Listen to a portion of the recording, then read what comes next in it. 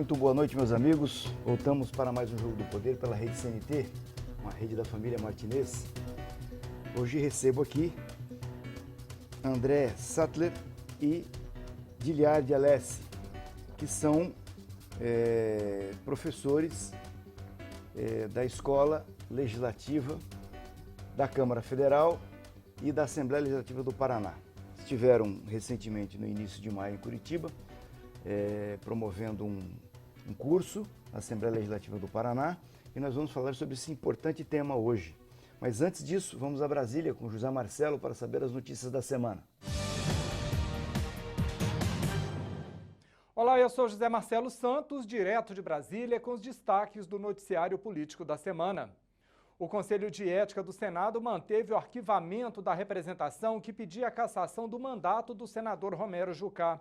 Ele foi gravado pelo ex-presidente da Transpetro, Sérgio Machado, afirmando que seria necessário um pacto para estancar a sangria provocada pela Lava Jato. O presidente do Conselho, o senador João Alberto, disse que não vê motivos suficientes que provem que Jucá teria tentado interferir na operação.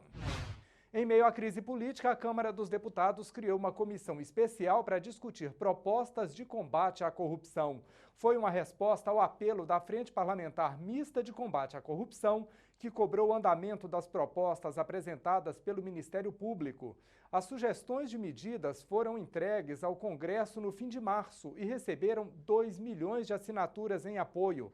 São 10 propostas elaboradas por procuradores e promotores que fizeram palestras e eventos em todo o país para pedir apoio e, entre as sugestões, está a transformação da corrupção em crime hediondo.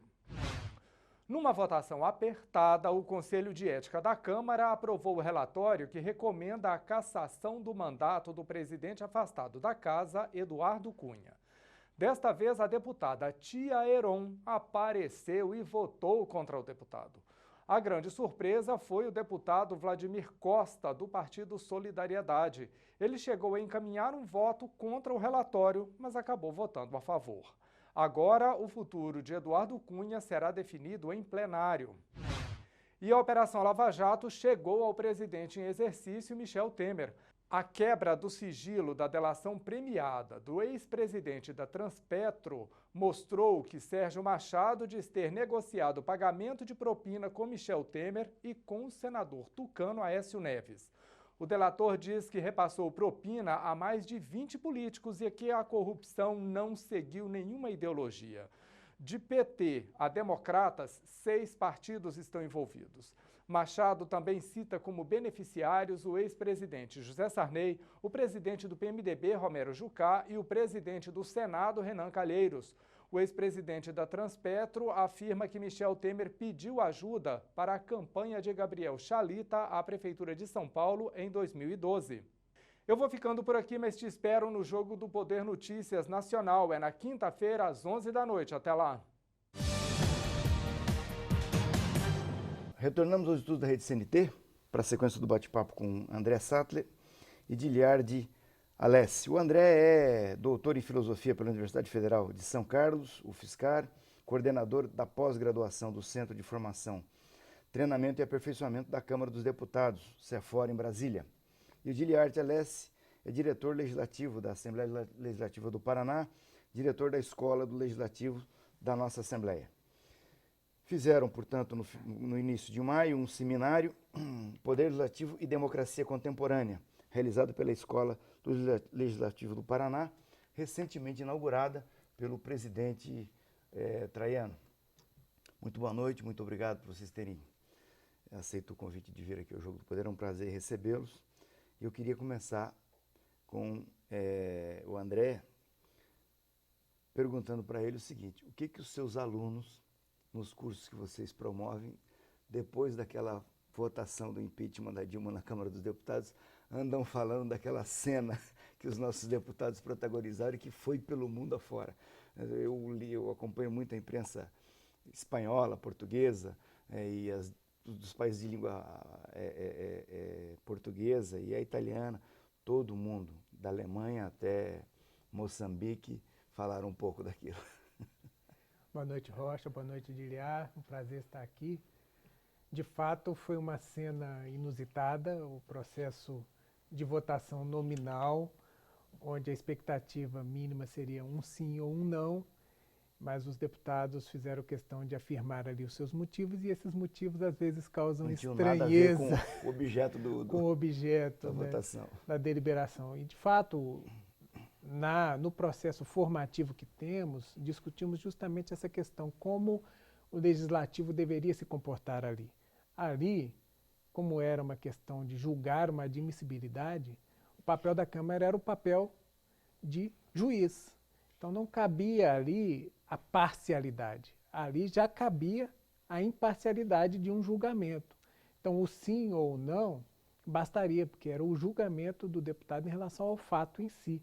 Então o que causou estranheza, talvez nas diversas manifestações, algumas até bizarras, é que são razões parciais para julgar um determinado fato que deveria ser tratado com imparcialidade, porque já era uma admissibilidade de um processo judicial, político, mas judicial. Então, de fato, é um pouco o que causou O estranheza. objetivo da escola, portanto, pelo que você está narrando, é mostrar às pessoas que frequentam a escola, que eu queria que você dissesse quem são, que o órgão tem uma técnica que tem que ser racional e republicana, né? É basicamente isso, o objetivo. Sim, a escola atende a um público amplo, de todos os cidadãos, atende a deputados, servidores, mas é aberta ao público em geral, e atende jovens, tem vários programas. E é exatamente demonstrar o papel do poder legislativo em uma democracia, que é um papel republicano, e é um papel, em certo sentido, técnico, em que em determinados momentos aplicam-se procedimentos, aplica-se o regimento, aplica-se a técnica para que se chegue a uma decisão legítima e que pareça também legítima para a população. Porque no âmbito do legislativo, como no judiciário, apesar de ter um conteúdo político exuberante, ele é uma instância política, os procedimentos para a validade dos atos são absolutamente imprescindíveis, né? Você não pode aprovar um projeto de lei tecnicamente inconstitucional, né? Portanto, a consagração do mérito depende da forma, né? Eu acho interessante isso porque, de fato, nos dá uma visão do legislativo que quem está de fora, distante, não tem, né? Sim, é o que se chama, alguns cientistas políticos falam, a legitimação via o procedimento. Até o Luhmann, que é um filósofo do direito, trabalha muito esse tema. Por que as decisões tomadas no âmbito do legislativo, seja ele o federal, o estadual ou até o local, são legitimadas perante a população? Que a população enxerga, primeiro, que quem está tomando essas decisões foram adequadamente escolhidos para estar lá, que é a questão da representação, mas também a forma, que é o procedimento, que o procedimento foi seguido, o que garante que não existam decisões arbitrárias ou decisões equivocadas. Então, o procedimento tem esse papel de dar essa legitimidade. Giliardi, por que demorou tanto tempo para o Paraná, o Legislativo do Paraná, ter uma escola como essa que a Câmara já tem há algum tempo? Eu não consigo responder pelas administrações passadas, né? A gente teve evoluções em todas as administrações da casa, mas eu não consigo responder até porque eu não fiz parte dessas administrações.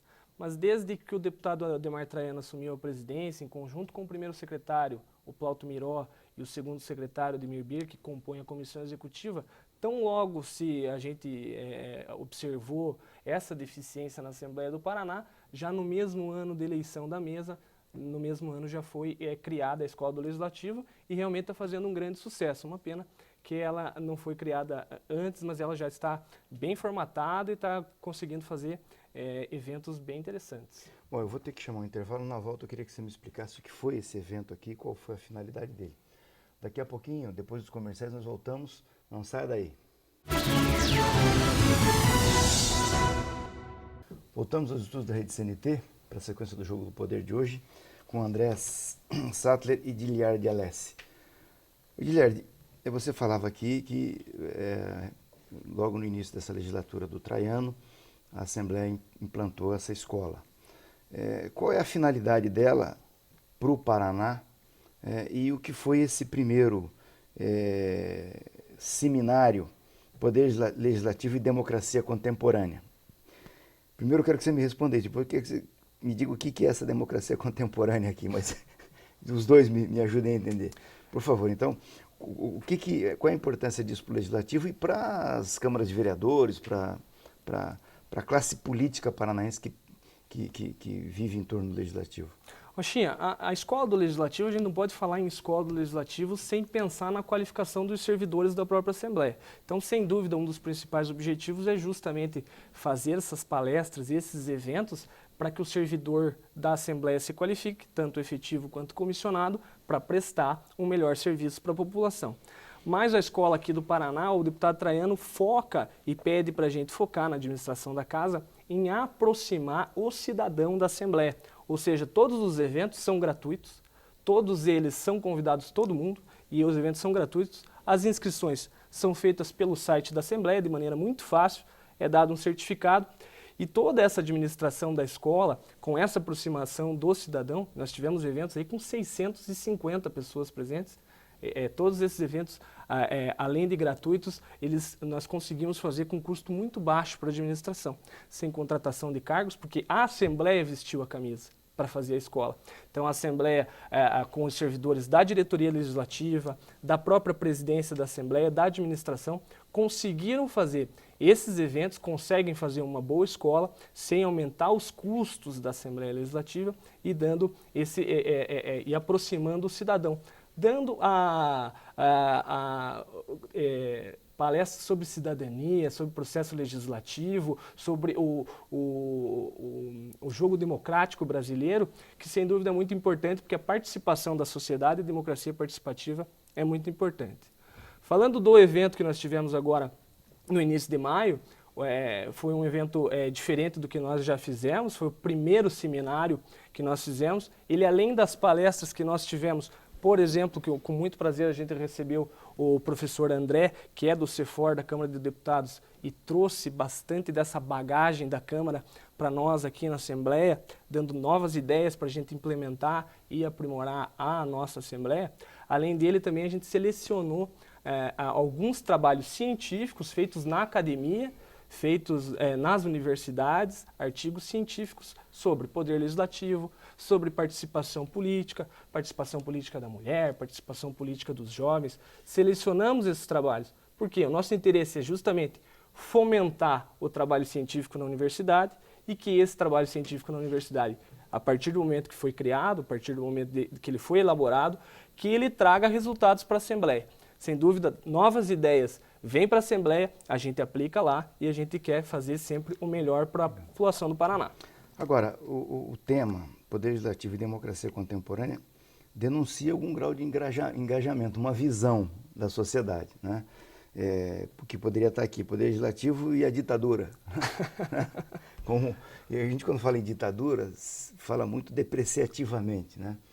Mas a ditadura é uma forma de governo concebida pelo Augusto Conte, que achava que democracia e os políticos eram um mal, né, e que, portanto, o povo tinha que ser governado por uma mão firme, por um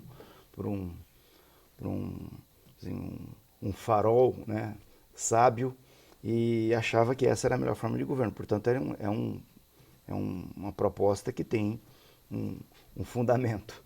E de maneira tanto que Bento Gonçalves, Júlio de Castilhos, Getúlio Vargas são, né, filhos, e outros tantos na política brasileira são filhos dessa forma de pensar. Mas aqui vocês falam em democracia contemporânea. Vamos lá, André, o que traduz isso aqui? Acho que democracia é um processo, né? Nós temos uma primeira geração de direitos das pessoas contra o Estado, que surge ali nos contratualistas clássicos, Hobbes, Locke, que vem, o indivíduo tem uma certa proteção contra o Estado, e logo depois vem o direito político, os direitos políticos, onde o indivíduo tem o direito de ser eleito e ser eleitor. E isso começa de uma forma muito restrita, tinha a questão censitária para o voto e para poder ocupar cargos, depois vai se ampliando. E é um processo que, na minha visão, não volta atrás, então vai se ampliando. As mulheres no Brasil ganharam o direito de voto em 1933, não tem como voltar atrás. E hoje, aliás, engraçado, durante uma ditadura. E hoje, durante o seminário, um dos temas foi justamente a participação digital, a democracia digital. Não se concebe mais hoje, com redes sociais, com todas as tecnologias de informação e comunicação que temos, um nível baixo de participação da população, que a população tem instrumentos tecnológicos de participar. Então, acho que a democracia contemporânea, essa democracia hoje, que a gente fala assim, ela requer não só o direito de ser eleito e ser eleitor, mas ela requer participação, que as pessoas tenham condições de estar presentes nos processos decisórios também. Isso é uma democracia contemporânea. Com relação à ditadura, eu vejo assim, é uma proposta que vem dos romanos. Os romanos criaram a figura do ditador para fazer intervenções em momentos pontuais de grande conturbação social. Então, quando Roma entrava em crise, aí eles chamavam uma pessoa, davam poderes extemporâneos a essa pessoa, ela ficava ali 6 meses para dar conta de uma determinada situação. E era bem pontual em situações de crise. Eu acho que a nossa Constituição hoje ela tem mecanismos melhores que suprem esse papel, que é o estado de sítio, o estado de defesa, que até chegou a ser cogitado agora, nesse momento, né? Falou-se nisso, que dão conta de situações excepcionais de ordem que precisam ser tratadas pelo Estado. Então, acho que a ditadura realmente é algo para deixarmos para trás e lidarmos com essa democracia contemporânea como um sistema em que o povo tem condições de participar e efetivamente participa. Aliás, quando eu falo disso, eu costumo dizer, você que é mais jovem, que eu me sinto realizado. Eu sou da geração do final da década de 50, começo da década de 60, nasci, aliás, fui criado na ditadura, numa ditadura. E daqui a pouco nós nos vamos e eu digo a você que eu vou deixar o Brasil melhor do que eu peguei, com uma democracia, né? Muito melhor, aliás. Isso significa dizer que nós temos uma democracia jovem, recente, né? A Assembleia Legislativa do Paraná está fazendo a escola agora só, né? Tudo está se aprimorando, nós temos que ter um pouco de paciência, mas do ponto de vista da juventude, você falou uma coisa na questão da participação das pessoas, né? E quando a gente pega as pesquisas das manifestações de rua recentes, tanto das de verde e amarelo, que são os mais patriotas do que os outros, quanto as de vermelho, o perfil socioeconômico é o mesmo, mas tem um detalhe interessante. O nível de participação de pessoas abaixo de 25 anos é muito, muito inexpressivo.